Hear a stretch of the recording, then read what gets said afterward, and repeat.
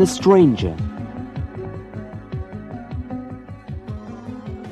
I don't usually pick up hitchhikers, but this one was different. He wasn't young like the others, and he didn't have a bag, or a girlfriend, or a sign with London or Lancaster on it. He just stood there, beside the road, with his hand out, waiting. He was a man about 40 years old, in a grey suit and red tie. He was just watching the cars and waiting. He was watching me while I slowed down. I remember his eyes. Very pale blue eyes, staring at me through thin gold glasses. They looked surprised. Perhaps I was something strange, something not quite real to him. Or perhaps he just had bad eyes. Perhaps he couldn't see very well. I stopped the car and opened the window. "Where are you going?" I asked. "I'm going into town," he said. "Into Lancaster. Could you give me a lift, please?" "Yes, okay," I said. "I'm going that way. Jump in." He got in and sat down beside me. "Thank you very much," he said. "It's very kind of you." "That's all right," I said. "It's my pleasure." I started the car and thought about the words he had used. There was something strange about them. Hitchhikers don't usually speak like that. They usually say something like, "Are you going to Lancaster? Oh, good, thanks a lot." He spoke politely, like an older man. But this man wasn't very old. Perhaps he's foreign, I thought. I looked at him and noticed something else. "Could you put your seatbelt on, please?" I said. He looked at me. "I'm all right," he said. "I don't like seatbelts very much. I feel like a prisoner in the car." "It's the law, you know, and I'm a police sergeant, so I think you should wear one in my car." "Oh, yes, I'm so sorry. The law, yes, I forgot." He looked around him, but for a moment he couldn't find the seatbelt. "It's there, behind you," I said. "You do it like this." I helped him to put on the seatbelt. "Yes, thank you," he said. "I'm terribly sorry. I never remember these things." "Oh, really?" I said. "Why? Don't you have a car?" "No, not now. I don't like them. I did have one once, but that was a long time ago." For a moment I thought he would continue, but then he stopped talking and stared quietly out of the window. I looked at him again. I'm a police officer, so it's my job to look at people and to think carefully about them. I was sure there was something strange about this man. His hair. Nobody has their hair cut quite like that now. And that suit. It was quite clean, quite new, but the trousers and lapels were wider than they usually are. Where had I seen a suit like that before? "Do you live near here?" I asked. I was still wondering about him. Was he a foreigner? He smiled at me. "I live in Lancaster, in the centre of the town, in fact." I was listening carefully. He speaks very good English, I thought. He speaks in the local way. I don't think he is a foreigner. But that face! It's the middle of summer now, and we've had a lot of sun this year. Why is he so pale? "What sort of job do you do?" I asked. He smiled at me again. "Oh, I don't have a job at the moment," he said. "That's why I don't have a car now, you see." "You haven't driven for a long time, then?" I said. He looked at me again. That same quiet, surprised look. "No, I haven't," he said. "Not for a long time." I smiled at him. "I thought you hadn't," I said. "You've had to wear seatbelts in a car for many years." "Sorry," I continued. "It's my job. Police officers always play at detectives." "Yes, I see," he said. He smiled. A quiet, polite smile was on his mouth, but those pale eyes were still and empty. Then for a moment I stopped thinking about him, because there was a lot of traffic on the road. Cars were moving very slowly, and I saw a policeman in front, with several police cars and flashing blue lights. I knew the policeman, so I stopped the car beside him. "What's the matter, John?" I asked. "It's an accident, Sue," he said. "One car stopped suddenly, and another car went into the back of it." "Anyone hurt?" "3 people, I think, but they don't look too bad. The ambulance will be here soon." "Do you need any help?" I wasn't in uniform, but I had to ask. He thought for a moment, and I heard the sound of the ambulance. It was coming towards us. "Well, it looks quite nasty, but we'll be okay when the ambulance comes, Sue. There are 2 police cars here already, but you can ask the sergeant over there if you like. He'll know." "All right, John. Thanks." I drove on slowly to the accident. There was glass all over the road, and the 2 damaged cars were by the side of the road on the left. It seemed that one car had hit the back of the other and pushed it off the road. A young girl was sitting at the side of the road with a policeman. Her face was covered in blood. A man was lying on the ground beside the second car, and another policeman was kneeling beside him. The sergeant was talking to the driver of the first car, who was still in his seat. An accident. I parked the car, got out, and went over to the man on the ground. "Is there anything I can do?" I asked the policeman. He looked up, surprised, and then he recognized me. "Oh, it's you, Sue. I think he's okay.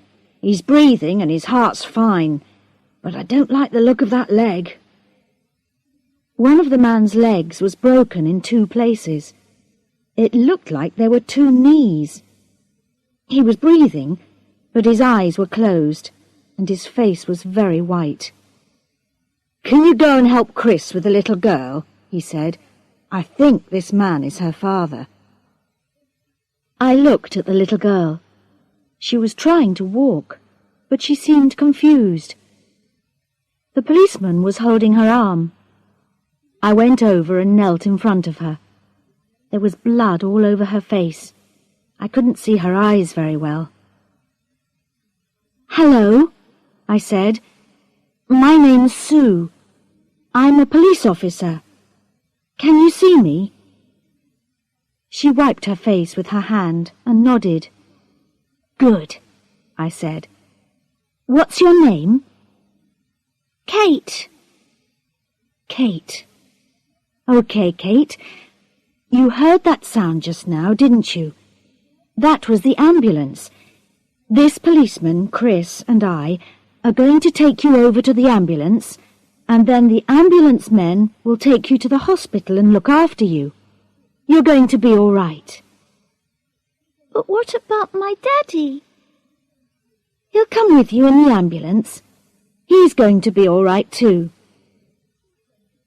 I held one of the girl's arms, and Chris held the other. We took the little girl over to the ambulance and sat talking with her, while the ambulance men lifted her father and the other driver into the ambulance. When the ambulance had gone, I spoke to the sergeant for a few minutes. "What happened?" I asked. "I don't know yet," he said. "I think the first car stopped suddenly, but I can't think why. Still, that's something that we'll have to find out. It's a funny place for an accident. I can only remember one here before. About 20 years ago, I think it was. That was a nasty one, too. A young man was killed, run over by a car. I remember that a little child was hurt then, too. What happened then? He shook his head. I can't remember now. Anyway, this one will be your job in the morning. I'm on holiday next week, remember? Thanks for your help. On the way back to the car, I could see one of the policemen. He was picking up the little girl's doll from the side of the road. He walked over and put it in the police car. A frightened passenger. When I got back into the car, the hitchhiker was still there. He did look very strange. For a moment, I thought he was crying. I'm sorry, he said, but I hate accidents. Were they badly hurt? I looked at him quickly. His face was very pale, and were his hands shaking? Quite badly, I said. One had a broken leg, and the young girl had a lot of glass in her face. But I think they'll live. Oh, good. I'm sorry I didn't get out, but you see, I hate seeing blood. I smiled. That's all right. I don't like it either, but I'm a police officer. It's my job. Yes. I suppose you see a lot of accidents. Quite a lot, yes. But it's funny, I've never seen one here before. The road's very straight, and it was clear of traffic, and it's not dark or anything. A car stopped suddenly, and another car hit it. It's very strange. For a moment, my passenger didn't answer. He just looked straight in front of him, the grey eyes in the pale face staring at the road and the traffic. Then he said, very quietly, "Cars do terrible things, don't they? I hate cars. I hate them." I didn't say anything for a minute. Then I asked him if he had a family in Lancaster. Yes, I have one son. He's at the university, you know.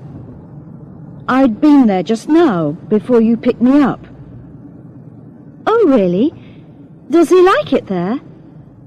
Yes, I think so. Yes, he likes it very much. He smiled at me, the same grey, pale smile. But I still have to look after him, you know. That was a very strange thing to say about a son at university. My sister is at the university too, but I don't think my father knows what she's doing every day. I don't think he wants to know, and I'm quite sure she doesn't want her father keeping an eye on her all the time. But before I could say anything else, we had reached the centre of the town. I stopped the car outside the cemetery. "If you want the centre of the town, this is the best place," I said. "I'm driving home after this." "This is perfect." He opened the door carefully and got out. "Thank you very much. You're very kind." "My pleasure." I watched him walk away, a short, pale man in that strange old-fashioned suit. Then I drove out into the traffic and forgot about him. Where's the body? Next morning, I found the reports of the car accident on my desk. There were photographs of the two cars after the crash and a plan of the area. The two cars had been drawn on the plan. The police had also spoken to two students. They had been walking beside the road at the time of the accident.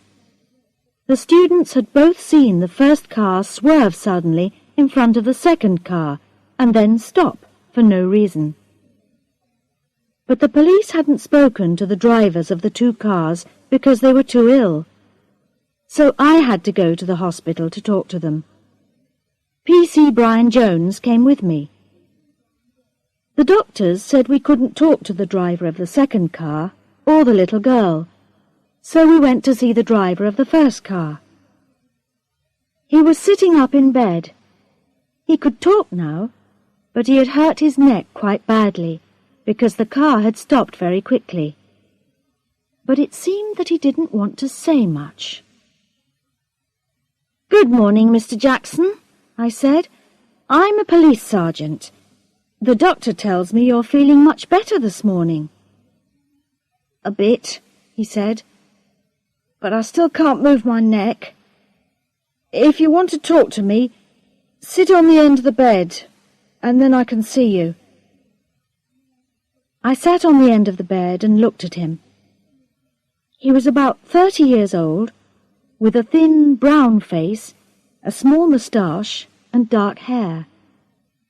He looked very unhappy, and his eyes always looked away from me when he spoke. "I suppose you want to know about the accident?"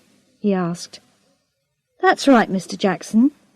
Can you remember anything about it?" "Remember it? Yes, of course I can. I've been thinking about it all night. But it wasn't my fault, honestly. You must believe me. I was driving along quite slowly, about 45 miles an hour, I think, or maybe 50, but no more, really. Anyway, there's no special speed limit on that road, is there?" "Only the limit for normal roads. You can go up to 60 miles an hour. "Well, I wasn't driving as fast as that. I was driving quite slowly. The road was clear, and I hadn't been drinking. In fact, I never drink and drive, never. I'm sure the doctors tested that, didn't they, officer?" I looked at my notes. "Yes, I think so. It doesn't say anything here about alcohol, Mr. Jackson." "So it couldn't be my fault, could it? I mean, I was going at a normal speed, slowly even, on a sunny day, and I hadn't been drinking. And then there he was, right in front of me." I felt confused. "I'm sorry, Mr. Jackson.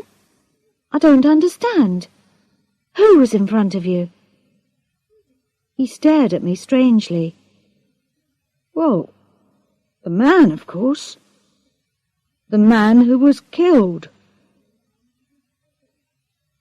Now I was really confused. "What?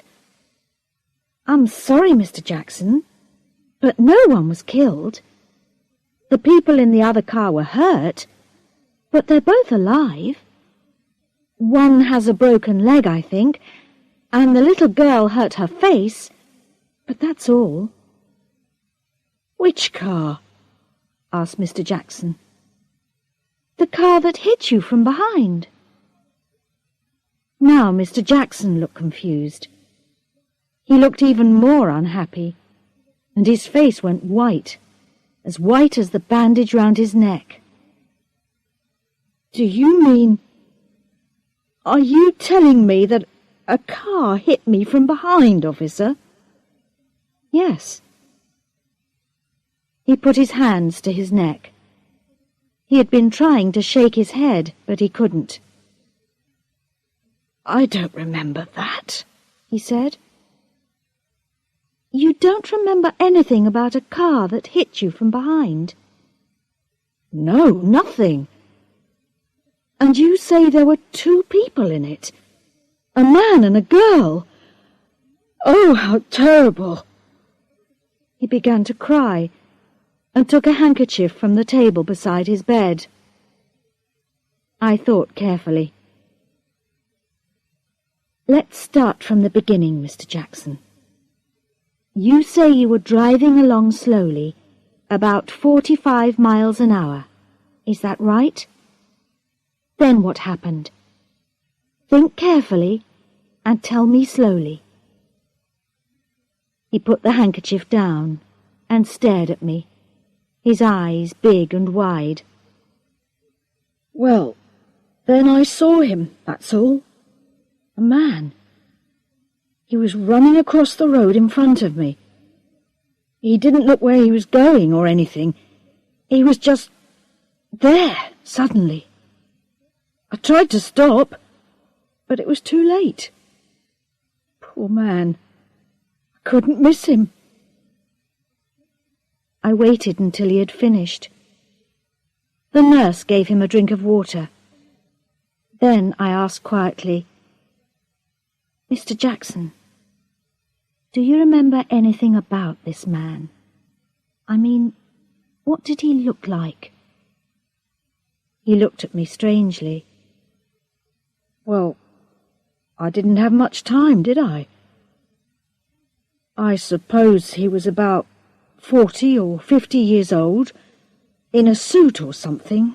I don't know. His face was very white. I suppose that was because he was frightened. I think he had glasses on. And there was something red. Perhaps it was a tie, or maybe it was the blood, I don't know. But why does it matter? You've got the body, haven't you? You know who he is? I looked at P.C. Jones. This man's crazy, I thought. Perhaps he has hurt his head, too. I felt sorry for him. I spoke very slowly and carefully. I tried to make my voice as kind as I could. "Mr. Jackson, we haven't found a body. No one was killed in the accident. You didn't hit anyone. You just stopped your car suddenly, and the car behind ran into you. That's all." "But does that mean you're going to prosecute me?" he asked. "I'm not sure yet, Mr. Jackson," I said. "We haven't finished our investigations. But I'm afraid the police usually prosecute people for dangerous driving if they stop suddenly for no reason."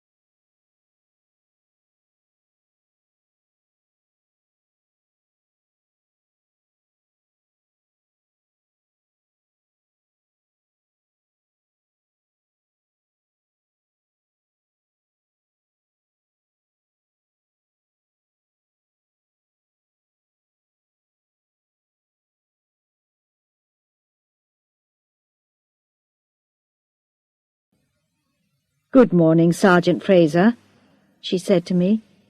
"You've been talking to Mr. Jackson, haven't you?"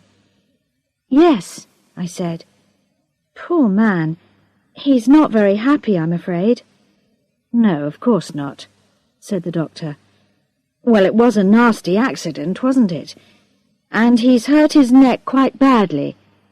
But the rest of him is okay. He should be out of hospital in a few days." "Yes." I looked at the doctor carefully. "Doctor, are you sure that he hasn't hurt anything else? His head, perhaps? You see, I don't think he remembers the accident very well. He thinks he killed somebody who walked in front of the car, but he didn't. Nobody was killed. Nobody walked in front of the car. And he doesn't remember the second car at all." "Yes, I know," she said. "I wanted to talk to you about that. Of course, people do forget accidents. That's normal. They often don't remember anything about them. So I'm not surprised that he doesn't remember the second car. But it's very unusual to remember something that didn't happen." She stopped for a moment and looked at me thoughtfully. So I thought, perhaps I shouldn't say this, but I thought you should know. Last night, this man had a small problem with his heart, a very unusual problem. For a few minutes, it beat very slowly. It nearly stopped, and then it started again. And people who have a heart problem like that aren't usually allowed to drive, you know, because they might become ill for a couple of minutes, and then, of course, a car would stop suddenly. "I see," I said. "So you think that perhaps he had a small heart attack yesterday, too?" "I don't know," she said. "Maybe he had the attack because of the accident. I haven't seen his doctor's records, so I don't know if he has ever had this problem before." "I see," I said. "Well, thank you, Doctor. That's very helpful." A good explanation. "That explains it, then," said Brian Jones, as we drove back to the police station. "There wasn't a man in front of his car, and he knows it. I mean, if the man did have this heart problem, then he couldn't have a job as a salesman, could he? He wouldn't have a driving license, and he'd lose his job. And he's very afraid of losing his job, isn't he? He told us that." "Yes," I said, "but that doesn't explain his story, does it?" "Well, yes, maybe it does, Sergeant," he said. "Look at it this way. Perhaps this man had a problem with his heart several years ago, and then he got better, so he got his driving license back. His job and his driving license are very important to him, so he always drives very, very carefully. He never drinks and drives or does anything silly. And why is he so very, very careful? Because he's always afraid that one day his heart problem will come back, and then he'll lose his license, his job, and everything. Then yesterday it did come back, and so he had this accident. But he wants us to believe that it wasn't his fault, so he has invented a story about a man who ran in front of the car. Only it isn't a very good story, that's all, because there wasn't a man, and there isn't a body." Brian Jones smiled at me. He is a young, clever policeman, and he was very pleased with himself. It was a good explanation, too. I couldn't see anything wrong with it.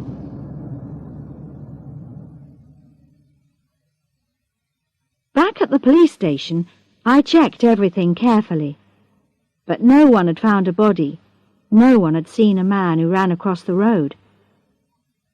I looked at the front of Mr. Jackson's car carefully with one of the police scientists. There were no marks on it at all.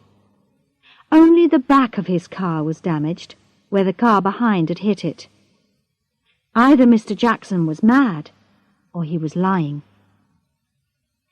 But I felt sad, and a little angry too. The doctor at the hospital had been very helpful, but why had she told us about Mr. Jackson's heart problem? That was wrong. I wouldn't want my doctor to tell people about me when I was ill. Mr. Jackson's story was crazy, but I really think that he believed it. In my job, you know when people are lying, and I thought Mr. Jackson was telling the truth. Simon. I talked about it with my boyfriend Simon at dinner that night. Simon is a reporter, so he has to be very careful. He must never write about anything I tell him in his newspaper. If he did, I would lose my job. But we still talk about things, and sometimes it is very useful. I told him about the accident and Mr. Jackson's story. He looked at me thoughtfully. "It's a strange place for an accident, isn't it?" he said. "The road's very straight there." "That's right," I said. "No one ever stops there. I only stop because For a moment I stopped talking, my fork in my hand. "Sue? Sue, what's the matter?" Simon said. "Simon! That's it! I've remembered the thing that worries me about all this. The hitchhiker!" "What?" "The hitchhiker. The man Jackson described. Pale face, suit, glasses, red tie. There was a man like that in my car." Quickly I told Simon about the man that I had picked up before I saw the accident. "Yes, but he wasn't dead, Sue. He was in your car, quite safe, and you picked him up a long way away from the accident."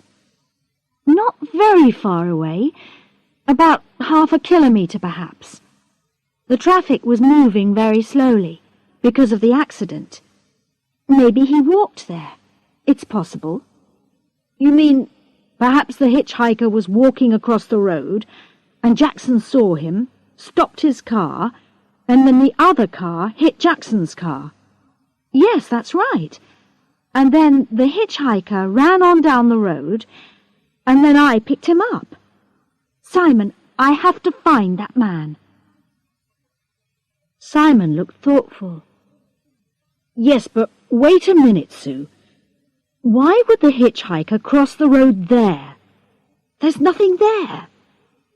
And anyway, if he was walking towards you, he was walking away from town, not towards it." I shook my head. "I don't know, but I want to find him.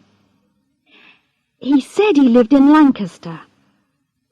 And another thing, Simon, one of the older police sergeants said there had once been an accident on that road before. Something about a child, I think it was. About 20 years ago, maybe more. Can you check in your old newspapers and find out about it? I think it may help." Simon groaned. "You want me to check the records for a little thing like that? Do you know how long that takes?" I smiled at him. "But you'll do it for me, won't you, Simon?" I said. "Please?" Flowers on a grave. It took Simon a long time, but he found the newspaper story in the end. We met for lunch in the park in the middle of town, and he took it out of his pocket. He showed it to me, and I read it carefully. A small yellow piece of paper. A newspaper story about a road accident 18 years ago. Father killed in road crash. Son saved by brave dad. A man was hit by a car and killed in an accident on the main road outside Lancaster yesterday. Police said the man, 25-year-old Mr. David Holland, ran straight in front of the car. The car driver had no time to stop, and Mr. Holland was killed immediately. A 3-year-old boy, Mr. Holland's son Michael, was found by the side of the road crying. A woman, Mrs. Helen Stedman, was walking with her dog by the side of the road. Mrs. Stedman said that Mr. Holland had been driving towards Lancaster with his son. Just before the accident, he had stopped his car by the side of the road, and both of them had got out. I think perhaps the little boy wanted to go to the toilet, Mrs. Stedman said. But before his father could stop him, he ran straight out across the road in front of the traffic. Mr. Holland ran after him and managed to pick up the little boy and throw him to the side of the road. But then a car hit the father. It wasn't the driver's fault. The little boy ran straight out into the road without looking, and his father ran out after him. Then I ran to catch the little boy before he could go back into the road again. The police said that Mr. Holland was dead when they arrived. He will be buried in Lancaster Cemetery on Tuesday. The little boy's mother died a year ago, so he will live with his grandparents in Carnforth. This is the first accident that anyone can remember on this part of the road. The road is very straight there and is usually very safe.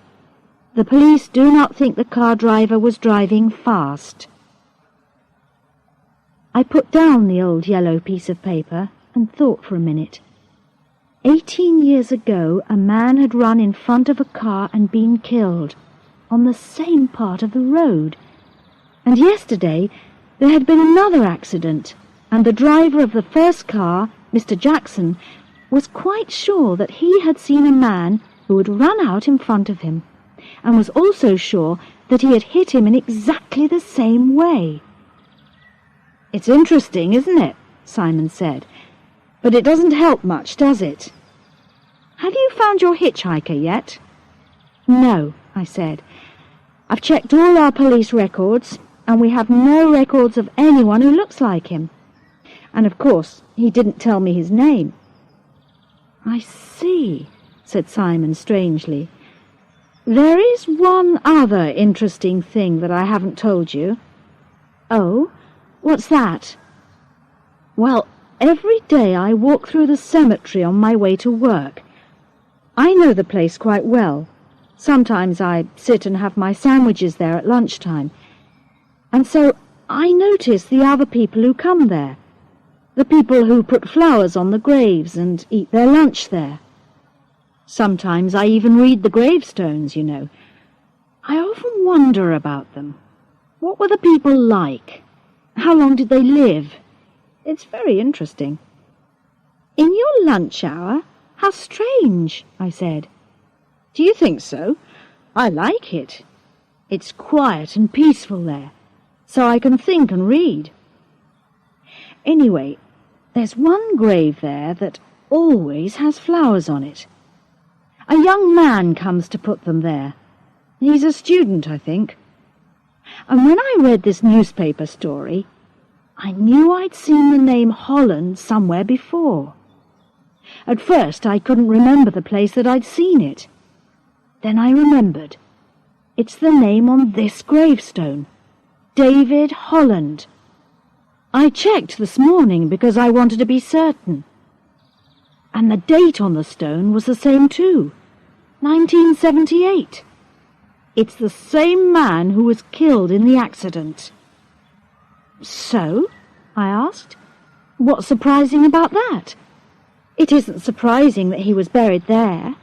He came from Lancaster. And I suppose that the young man who brings the flowers is his son. That would be normal, wouldn't it? "Maybe," he said, "but not every day, not after 18 years. Anyway, the cemetery is just over there. Why don't we go and have a look? We can go that way back to the car." "Okay, if you like. I didn't know that you were so interested in gravestones, Simon." We got up and walked quietly through the park and into the cemetery. It was a nice, sunny summer afternoon. Neither of us wanted to hurry back to work. "There it is. Look." Simon pointed, and I saw a grave just like all the others. There were a few red flowers on it. We walked towards it, but then a young man came past us on the path. He knelt down beside the grave. He took the old flowers away and put some fresh ones beside it. We stopped a few meters away and watched. The young man stayed very quietly beside the grave for several minutes. I could see his mouth moving. It seemed that he was talking to someone. "He's praying, Simon," I said. "Come on, let's go. We shouldn't stand and watch him." "Okay," he said, and we moved slowly away. "But don't you think it's strange?" he asked, while we were getting into the car. "I mean, his father has been dead for about 20 years, and this young man comes here nearly every day with fresh flowers and prays beside the grave." "Yes, I suppose it is," I said. "But that's his business, not ours. And it doesn't help me with this accident. Come on, let's go." An unhappy man. Later that afternoon, I had to meet Mr. Jackson. I didn't want to, but I had to. He came into my office unhappily and sat down in front of me. He still had a bandage around his neck. "Good afternoon, Mr. Jackson," I said. "I'm sorry, but I have investigated this accident very carefully now, and I will have to prosecute you for dangerous driving." His face went white, and I could see his hands begin to shake. "But I'll lose my job," he said. "You know that, don't you?" "Yes," I said.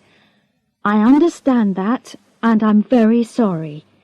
But your car swerved and stopped suddenly for no reason, and 2 people were badly hurt in the other car. They were lucky.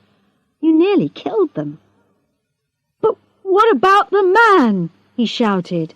"I told you, I saw a man. He crossed the road in front of me. I'm not crazy, you know. I saw him." "I know," I said, "and I think you believe it yourself. But we've looked for that man, and we can't find him. 2 students saw the accident from the side of the road, you know, but they didn't see a man who crossed the road either. I'm sorry, Mr. Jackson, but nobody else saw this man, only you. Perhaps your doctor can explain it, but I can't." His hands were shaking even more now, and for a moment he couldn't speak. Perhaps he's going to have a heart attack now, I thought, here in this room. After a moment he stood up and walked to the door. At the door he turned and stared at me. "You," he began, "you're wrong. I'm not mad, you know, and I'm not ill either. You wait. One day you'll see something like this, and no one will believe you either. Then you'll know how I feel." He walked out, shutting the door loudly behind him. The Return. That Saturday, I had to go to the university. My younger sister, Elizabeth, had just finished her studies, and she was getting her degree. My parents had come to watch, and we were all going out for a meal afterwards. I put on a nice dress after work and went to the university. When I got there, we sat and watched and listened, and then everyone had tea outside on the grass. It was a funny day. All the students were wearing good clothes instead of their normal jeans and t-shirts, and they all took their parents round to meet their friends and their friends' parents. Everyone was standing there, talking to strangers and feeling a little embarrassed. I was just getting myself another cup of tea when I saw him. He was standing there with a cup of tea in his hand and a silly smile on his face. The hitchhiker. I stood quite still and watched him.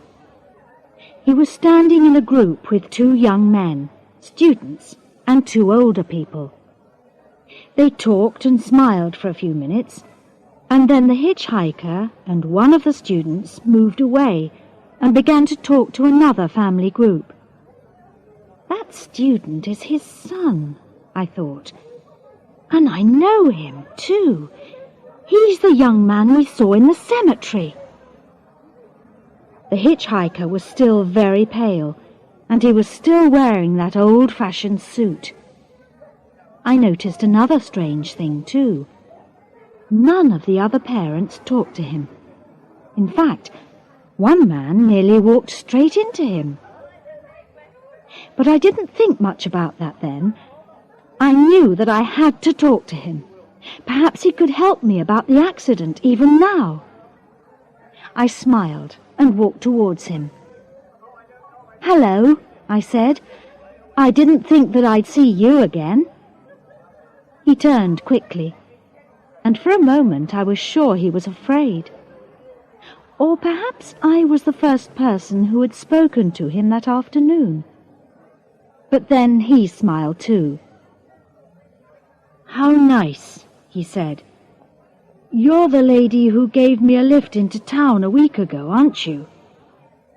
So he remembered me too. That was interesting. He looked worried. "But you're a policewoman, aren't you? So you can't be a student, and you're not old enough to be a parent. So why are you here? Has there been a crime?" "No," I said. "My sister's getting her degree, that's all." "Is this your son?" "Yes," he said. "Michael, come and meet my policewoman friend. She gave me a lift in her car the other day." Michael smiled and shook my hand, but I thought he looked a little nervous. That was very kind of you," he said. "My father doesn't have a car, and he's always missing the bus. He never manages to catch the bus if I don't take him to the bus stop myself." I didn't know what to say. If he's the young man we saw in the cemetery, I thought, then his father's dead. But he says this man is his father. The father smiled again. "These young people," he said, "they think they know everything. But really, it's my son who's always getting into trouble. I have to look after him all the time, you know." People were beginning to go home. I remembered that the hitchhiker didn't have a car. "Can I give you another lift back into town?" I asked. "Yes, please," he said. "That would be very kind. I'm getting old, you know. I get tired when I see too many people." The sun smiled and left us. We walked to the car. I didn't speak much. I was thinking hard. What question should I ask? The hitchhiker got into the car and smiled at me. "I hope we won't see another accident," he said. "I hate accidents. All my life I've been afraid of cars. I'm so glad that Michael isn't going to work near cars or roads. He's got a job in a bookshop, you know, and he'll be able to walk to work. You can't be farther away from cars than that." "Yes," I said. It didn't sound very exciting to me. "Is this job in Lancaster?" "Oh, yes, of course."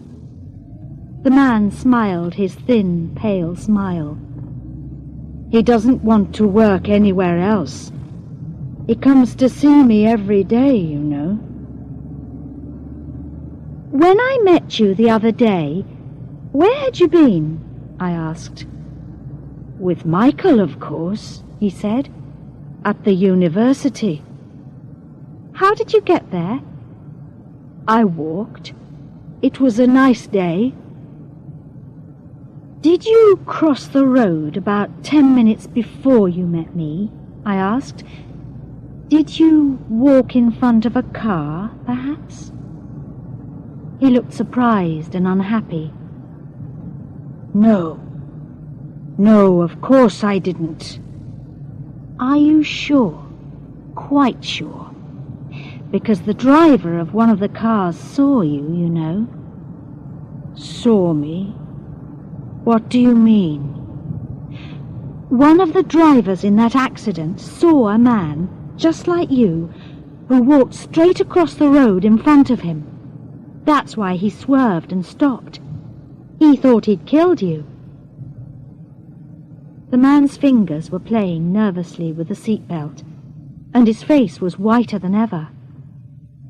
"Oh, no, that isn't true. I was very careful, and anyway, nobody can see me when—" "So you did cross the road?" We were near the centre of the town now, just outside the cemetery. I stopped the car and turned to look at the man more closely. "I think you'd better come back to the police station with me. I've got a few more questions to ask, Mr. But then I remembered. I still didn't know his name. "It's, David. David Holland," he said. He was still playing nervously with a seatbelt while he spoke. "But I'm afraid I can't come to the police station. Thank you for the lift. I must go now. Goodbye." I tried to stop him, but he was going already.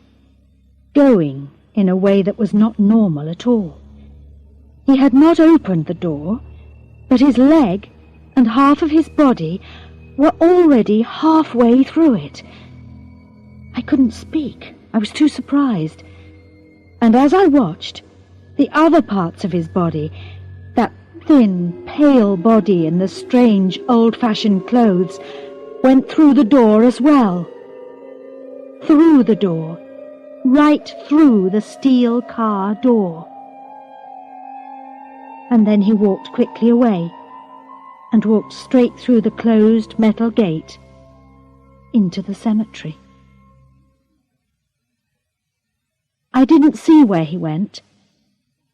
I was too shocked to move. When at last I got out of the car and walked into the cemetery, he was not there. But there were fresh flowers on the grave under the gravestone that said, "David Holland, 1953 to 1978. He gave his life for his son." I stood by the grave and thought for a long time. But I'm only an ordinary policewoman. I can't arrest dead people, or people who aren't there. I remembered the things poor Mr. Jackson had said to me when he left my office, and I wondered what on earth I was going to do now.